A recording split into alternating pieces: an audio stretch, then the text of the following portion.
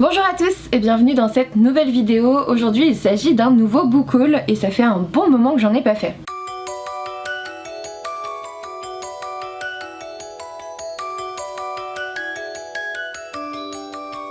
En effet, on va se retrouver avec la deuxième partie du book haul de novembre. Vous imaginez, on est en janvier et j'ai pas fait mon deuxième book haul de novembre. Pour décembre, je ferai un seul book haul parce que j'ai pas acheté grand chose, entre guillemets, vous me connaissez. Donc je peux tout mettre dans une vidéo et puis comme ça on aura rattrapé et on pourra faire janvier, février et tout ça. Je me suis dit que c'était quand même important de vous montrer pour novembre. Je sais que vous aimez bien les book hauls. Et en fait c'est simplement que je crois que j'y ai plus pensé parce que c'est pas que j'ai arrêté de faire des vidéos mais j'ai juste plus pensé, j'ai oublié de faire mes book hauls, je suis désolée. Du coup voilà, on va rattraper le retard, on va commencer par les services presse reçus dans la deuxième moitié de novembre. Le premier que j'avais reçu c'était Nature Morte de Lionel Olivier aux éditions French Pulp dans leur collection Polar. J'ai toujours pas lu, je vous avoue que j'avais envie de Polar et puis après je n'avais plus trop envie, mais là ça commence à revenir donc on va se le faire rapidement. On va se retrouver face à plein de corps mutilés qui sont un peu artistiquement déposés, enfin voilà. Ça me faisait assez envie. J'y ai repensé en fait en voyant la sortie de chez l'Archipel, l'art du meurtre ou quelque chose comme ça.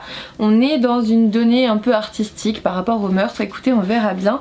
Celui-là il est sorti en novembre 2019, ouais, j'ai eu le petit marque-page, j'ai eu un petit mot aussi de Marie-Amélie que je remercie. On en reparle très vite en update lecture parce que du coup je l'avais un petit peu oublié. C'est un peu la même histoire pour Cauchemar de Paul Cleave aux éditions Sonatine. Dans cette histoire on suit Alyssa Stone qui a mystérieusement disparu alors qu'elle était une petite fille. On la retrouve mais c'est pas la fin de l'histoire parce que elle va être enlevée à nouveau 12 ans plus tard. Donc ça me faisait super envie. J'avais vu, j'en avais parlé en fait avec une libraire il y a pas très longtemps parce que elle était en pleine lecture de Cauchemar, elle a fait un petit avis coup de cœur dessus donc pareil, il est revenu à ma mémoire et je me suis dit mais je l'ai pas présenté en book haul et c'est là que je me suis aperçue que j'étais en retard dans mes book hauls. Vous voyez un petit peu le cheminement du truc. Il me fait toujours super envie, on va le découvrir là en ce début d'année et puis on va vite en parler en update lecture. Ensuite de chez Albin Michel Imaginaire, j'ai reçu Rivage de Gauthier Guillemin. Là c'est un petit livre, vous voyez il est vraiment petit, enfin petit par rapport aux bricasse en fait, genre de Une cosmologie de monstres et tout ça, ou de American Elsewhere.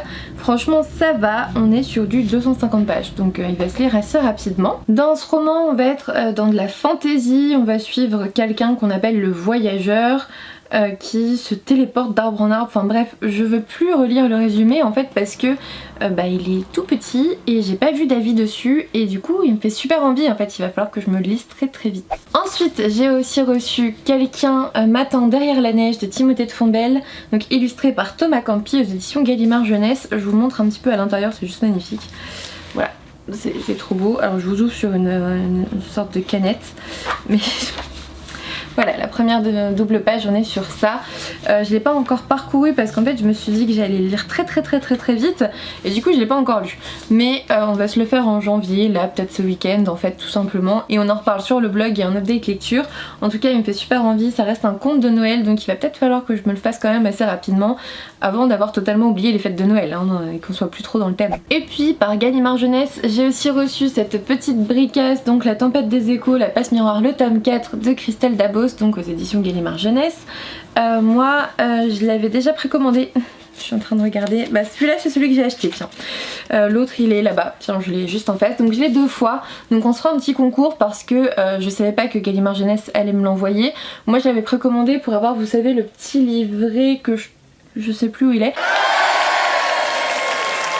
Mais pour avoir le petit livret collector là de la passe miroir, donc c'est pour ça que je l'avais précommandé. J'avais réussi à avoir le livret alors qu'il y en avait genre 10 par librairie, donc j'étais trop contente. Et en fait Gallimard Jeunesse nous l'a envoyé de façon automatique. En fait ils ont pas demandé, ils ont juste envoyé à tout le monde. Donc du coup c'est pas mal, il y a un exemplaire pour vous, je vous ferai gagner en concours. Un exemplaire pour vous, mais au niveau du poids, au niveau frais de port, ça va être sympathique aussi cette histoire.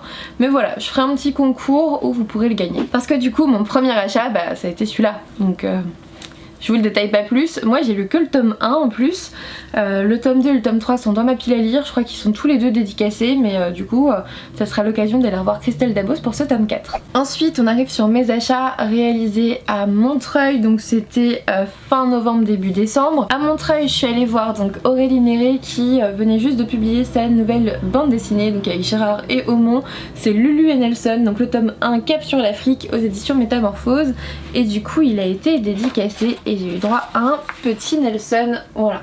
Il est magnifique, un petit Nelson, et je pense que pour le tome 2 je demanderai le lion. Voilà, on est sur la même illustratrice que pour les carnets de cerises, donc j'ai très envie de découvrir cette nouvelle histoire. Ensuite je me suis aussi acheté Les Puissants, le tome 2 de Vic James, donc c'est Ego aux éditions de Nathan. J'avais le tome 1 dans ma pile à lire, j'ai le tome 3 que j'avais reçu aussi de façon systématique je crois par Nathan, du coup il me manquait le tome 2 ce qui était un petit peu dommage, elle était là, donc on est allé voir Vic James avec Marilyn durant le salon de Montreuil, donc voilà, il est dédicacé, on verra bien ce que ça donne au niveau de cette saga. Je vous ai dit, l'une de mes résolutions livresques de cette année c'est de lire des sagas un peu plus anciennes, de lire des romans qui sont depuis un peu plus longtemps dans ma pile à lire que des romans qui vont sortir dans une semaine, donc Les Puissants ça en fait partie. Le premier tome il est sorti il y a un petit moment, on pourra parler de tout ça et je pense que d'ailleurs vous pourrez le trouver en médiathèque, donc c'est un petit peu le but aussi de tout ça. Toujours à Montreuil, j'en ai profité pour m'acheter cette beauté absolument magnifique, donc Histoire de fantômes du Japon, donc illustré par Benjamin Lacombe avec Lafcadio Hearn je pense, toujours aux éditions Métamorphose. Alors là on est sur une beauté les enfants, je l'ai montré à ma soeur, elle a failli me le prendre directement parce qu'elle adore le Japon, mais rien que, alors la première page, voilà, et en gros on a plusieurs contes, d'accord, qui sont illustrés de façon absolument incroyable. Je pense que c'est le genre de livre dont on lit un chapitre de temps en temps. C'est assez glauque, hein. Franchement il y a des parties qui sont assez glauques, mais c'est aussi ça les contes du Japon, donc voilà, j'ai trop hâte de le découvrir, il me fait super envie. Il coûte quand même, c'est pas noté mais je pense quelque chose comme 25 € ou 30, je sais plus. Bref, c'est le genre de livre que moi j'aime bien faire durer parce que bah, c'est un magnifique livre. Oh regardez cette beauté, c'est affreux et en même temps absolument magnifique.